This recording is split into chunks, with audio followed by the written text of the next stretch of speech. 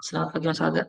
Oke, pada kesempatan kali ini eh, kita akan bahas mengenai hiring and firing. Ya, ini masih masuk ke dalam pembahasan new technical manager ya, di mana kita juga perlu mengetahui tentang perekrutan dan pemecatan.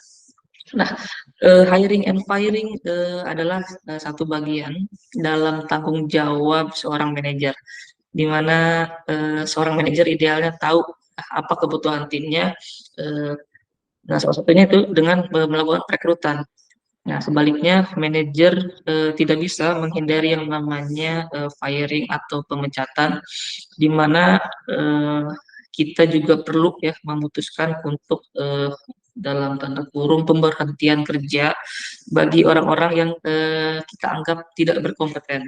Ya, yang berdampak bisa menurunkan performa atau bahkan bisa mengancam kenyamanan dalam tim. Nah, oke, untuk lebih jelasnya kita langsung masuk ke bab yang pertama, itu ada raising the bar. Nah, raising the bar di sini maksudnya adalah kita as a manager harus meningkatkan standar atau harapan dalam hal kualitas kinerja atau pencapaian. Nah, ini adalah upaya untuk mencapai hasil yang lebih baik dari yang telah dicapai sebelumnya, ya, dengan meningkatkan ekspektasi atau standar yang telah diterapkan. Nah, hal ini sejalan dengan proses perekrutan, di mana tentu kita ingin tim yang kita pimpin itu berisikan orang-orang yang tepat, yang bisa sejalan dengan apa yang kita butuhkan. Nah, ya, kurang lebih seperti itu. Berbicara soal meningkatkan kualitas tim, ya, saya coba analogikan tim adalah sebuah bis, gitu ya. Nah, kita manajer sebagai pengemudi yang tahu ke arah mana bis itu akan dituju. Nah, maka sebagai seorang pengemudi, nah saya perlu memastikan orang-orang yang tepat yang boleh masuk ke dalam bis yang memang sejalan dengan tujuan bis tersebut. Nah, eh, sayangnya terkadang ya nggak semua penumpang bis itu memiliki tujuan yang sama. Ada juga penumpang yang salah naik tujuan, atau bahkan nggak jarang juga ada penumpang yang justru membuat gaduh kondisi di dalam bis. Nah, dalam kedua kondisi ini tentu sebagai pengemudi saya berhak ya, untuk menurunkan orang-orang tersebut, karena itu bisa membuat seisi bis terasa gaduh ya, dan mengganggu kenyamanan penumpang lain. Nah, disinilah poin yang dimaksud dari raising the bar. Bagaimana kita meningkatkan standar atau kualitas baik orang yang sudah ada di dalam tim maupun orang yang akan kita masukkan ke dalam tim. Nah, tentu tujuannya agar tim menjadi semakin kuat dan berkembang. Kurang lebih seperti itu mengenai racing the bar. Kemudian creative recruiting and candidate sourcing. Perekrutan kreatif dan pencarian kandidat. Nah, dalam proses perekrutan, terutama di perusahaan ya, kita tentu dibantu oleh tim HR atau talent acquisition. Nah, maka dari itu penting untuk kita memiliki hubungan yang baik dengan tim HR atau talent acquisition. Nah, sebisa mungkin buat mereka menjadi teman dekat kita ya. Tujuannya tentu untuk membangun hubungan antar divisi terkait yang bisa saling membantu untuk menemukan orang atau kandidat yang tepat bagi perusahaan. Di sini kita perlu meluangkan waktu sebagai manajer untuk terlibat dalam recruiting ya atau proses perekrutan. Mengingat ini juga merupakan tugas utama kita sebagai manajer dalam melakukan proses perekrutan karyawan. Jadi kita tidak terima beres ya dari tim HR, tapi kita juga perlu ikut andil dalam pencarian dan proses perekrutannya. Lalu kita juga perlu ya memperbaiki promosi lowongan kerja ya. Tentu hal ini dalam proses rekrutmen kita perlu memiliki cara yang ampuh atau cara yang baik ya untuk mempromosikan mempromosikan tim kepada calon kandidat ya. Ini bisa mencakup menceritakan tentang kekompakan tim, kemudian budaya kerja yang positif, lalu peluang tumbuh ke level yang lebih tinggi dan sebagainya dan sebagainya. Nah, dengan memiliki tips atau presentasi yang kuat ini, harapannya dapat menarik perhatian kandidat kandidat potensial dan meyakinkan mereka untuk bergabung dengan tim kita, gitu ya. Nah, beberapa sumber yang bisa kita gunakan ya untuk perekrutan itu, yang pertama adalah kita bisa mencari pekerja magang ya atau intern atau ya di perguruan tinggi, lalu kemudian ada referensi karyawan ya, karyawan internal ya, memiliki, siapa tahu mereka memiliki kenalan ya yang sesuai dengan kriteria yang kita butuhkan.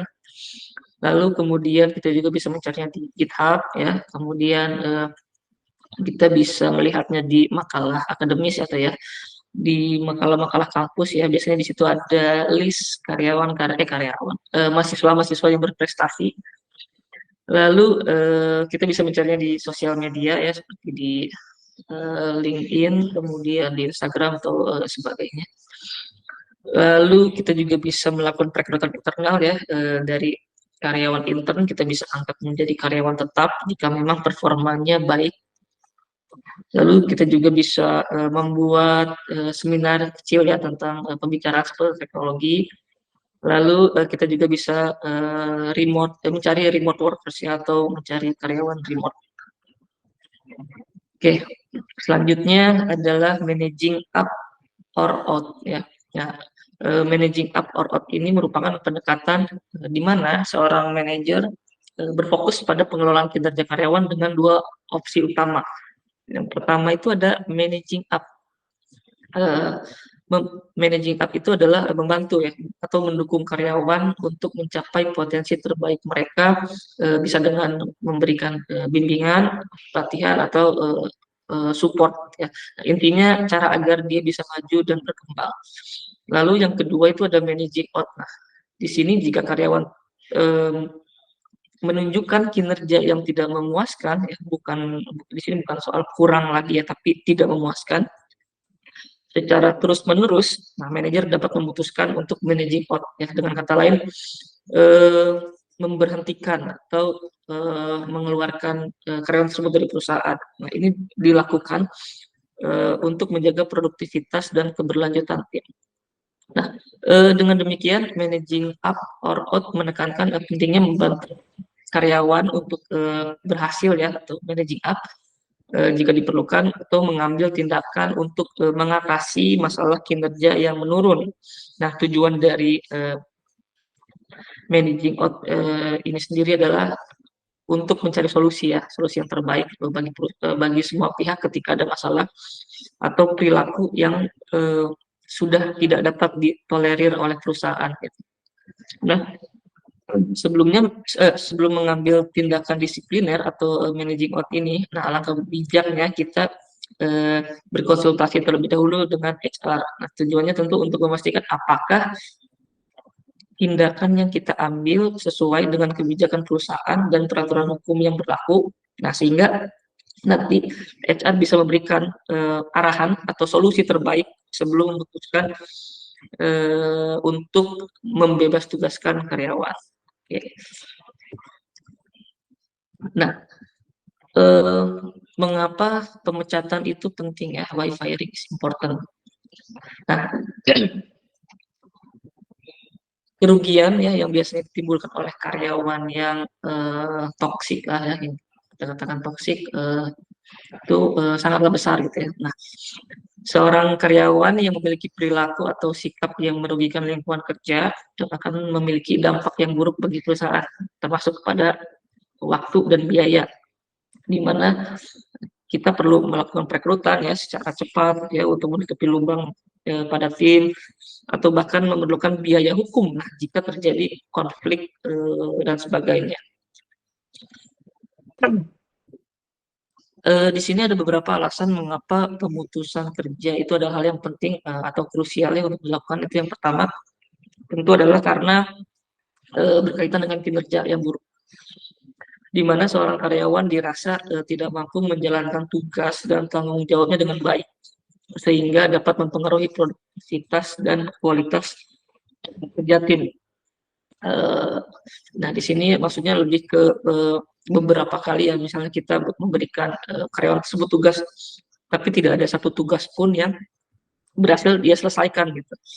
Ini sudah termasuk dengan feedback ya, dan kita sudah one on one tapi tetap tidak ada perubahan. Maka kita perlu evaluasi gitu ya, apakah hal tersebut butuh atau bijak ketika kita lakukan pemecatan dan sebagainya. Kemudian ketidakpatuhan. Nah, ketidakpatuhan terhadap kebijakan perusahaan yang dilakukan secara berulang kali setelah diingatkan. Nah, ini perlu digarisbawahi. Ketidakpatuhan ini dilakukan secara berulang kali ya setelah diingatkan. Sudah diingatkan tapi tetap melanggar gitu. Nah, tentu salah satu pilihan yang tepat adalah dengan melakukan pemberhentian kerja.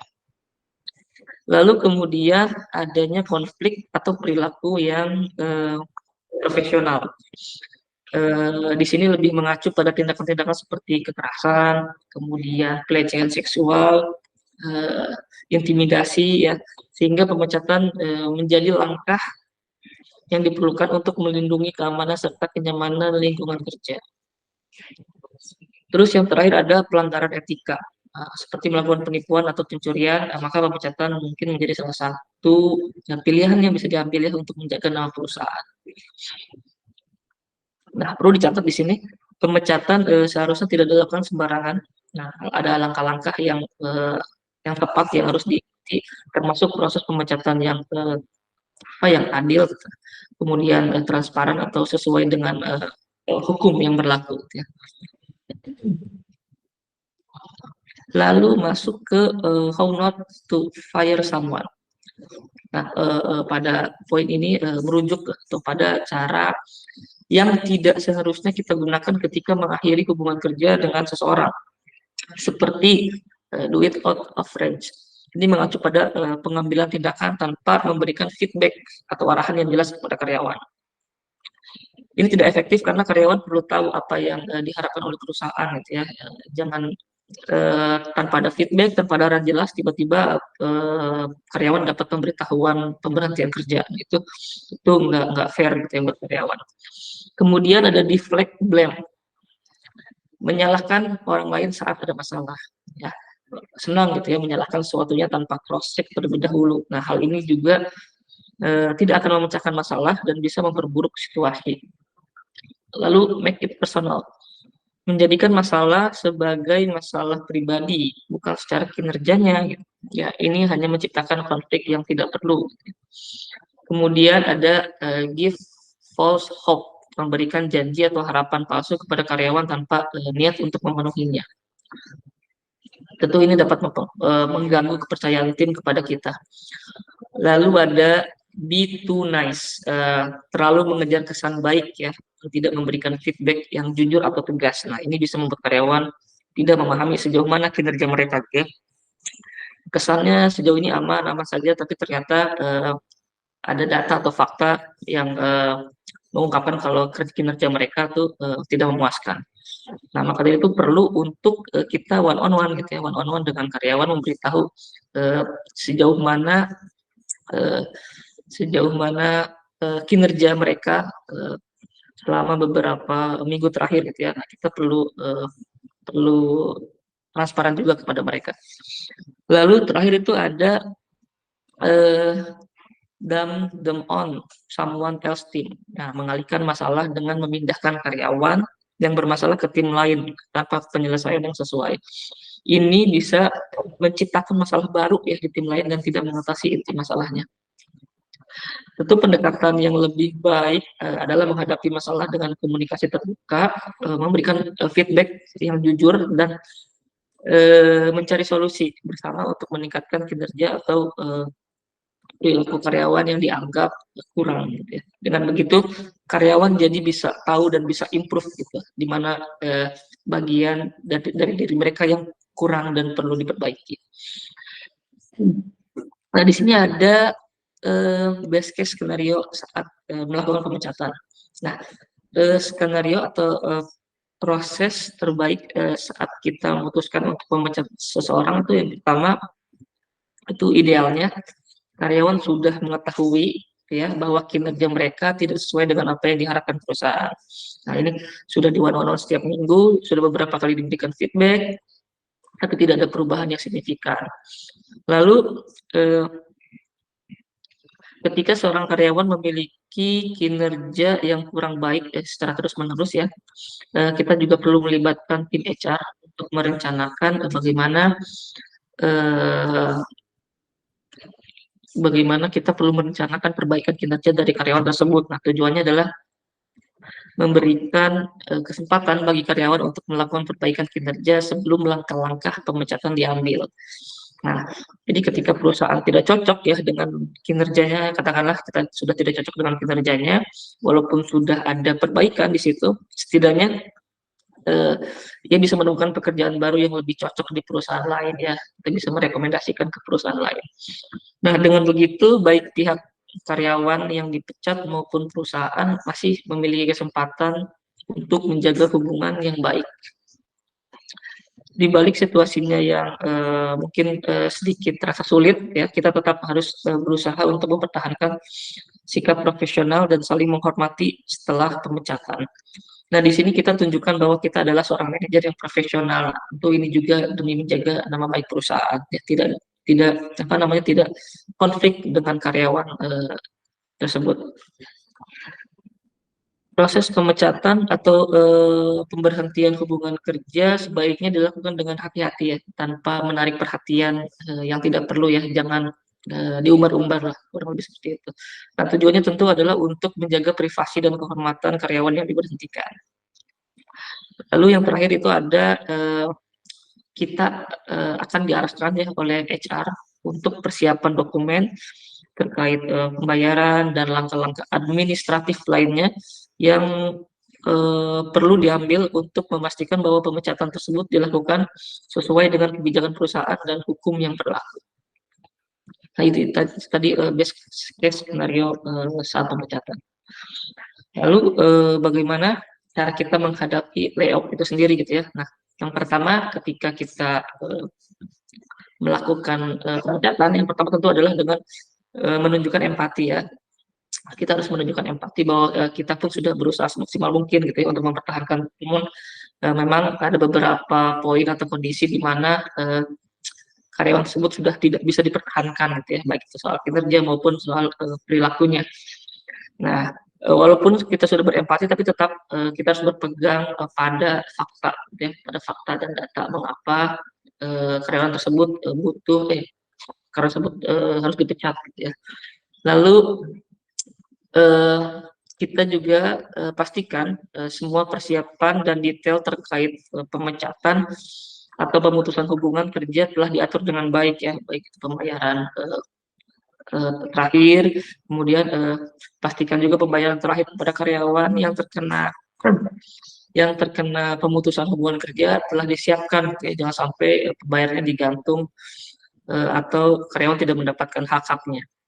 Lalu kemudian berikan juga karyawan informasi tentang hak mereka terkait tunjangan dan asuransi jika memang ada.